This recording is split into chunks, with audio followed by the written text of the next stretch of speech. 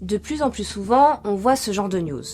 Nouveau distributeur d'argent était la cible d'une attaque à l'explosif. À Delémont, un bancomat a été dynamité. 2 bancomates ont été attaqués à l'explosif cette nuit à l'intérieur. Les attaques de distributeurs automatiques s'enchaînent en Suisse romande et dans tout le pays. On en compte au moins 2 par mois. Alors on a voulu savoir pourquoi. Entre l'absence de dispositifs anti-vol et un gros vide juridique, la Suisse est devenue une cible idéale pour les attaques à l'explosif. Dernier épisode en date, le 13 février dernier, dans le canton de Soleure, un bancomat est dynamité à Brighton Bar, quelques jours seulement après une attaque à Genolier sur la côte vaudoise. Il a eu un coup, on dirait un coup de feu. Je me suis dit, qu'est-ce que c'est en train de se passer? On est habitué dans le canton de Vaud, ça fait pas 8 mois qu'il est là, il a pas eu le temps de rouiller, mais il y a eu Dayan, il y a eu plein d'endroits. Les petites communes sont particulièrement visées. Moins surveillées que les grands centres urbains et souvent situées à des carrefours stratégiques, elles offrent un accès rapide et une fuite facilitée. En octobre 2025, à Delémont, un bancomat est dynamité en pleine nuit. 2 mois plus tard, même scénario à Marin-et-Panier. Le 30 décembre 2025, plusieurs individus s'introduisent dans un centre commercial et font exploser 2 distributeurs. Ensuite, fin janvier, une attaque échoue à Dayan, mais la suspicion d'explosifs déclenche une évacuation massive. Une école située à proximité immédiate est fermée par précaution. Et ce n'est pas la première fois. Un distributeur automatique avait déjà été attaqué au même endroit, fin 2024. On est passé tout près de la catastrophe, c'est ce qu'on peut se dire ce soir ?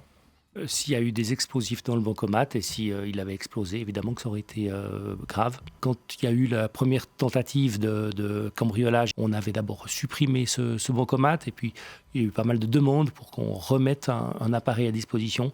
C'est pour ça qu'on l'a mis sur une borne à l'extérieur du bâtiment pour que le bâtiment lui-même ne soit pas une cible.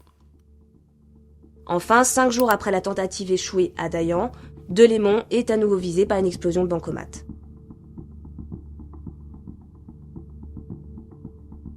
Longtemps réalisés par arrachement ou intrusion, les braquages de bancomat ont évolué vers l'usage d'explosifs, plus rapides mais aussi plus destructeurs.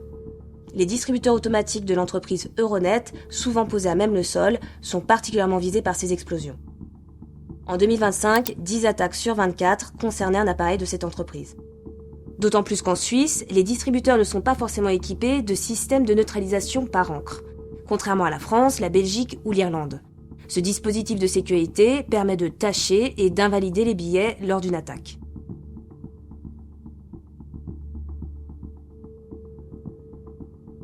Un vide juridique facilite aussi la tâche aux criminels, car en Suisse, les actes préparatoires en vue d'une infraction à l'aide d'explosifs ne sont pas punis par la loi. Ces actes préparatoires ne sont pas punissables, alors que même des spécialistes de FEDPOL, de la police fédérale, considèrent que ces actes préparatoires devraient devenir punissables. J'ai fait cette proposition, le Conseil fédéral n'en veut pas, le Conseil national tranchera bientôt.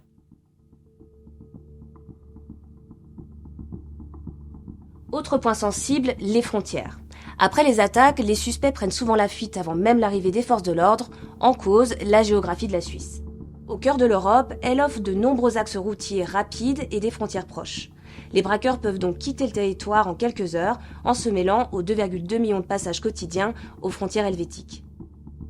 Dans ce contexte, les enquêtes sont encore plus complexes, car dès qu'un explosif est suspecté ou confirmé, le dossier passe sous la responsabilité du ministère public de la Confédération, en coordination avec les polices cantonales et FEDPOL.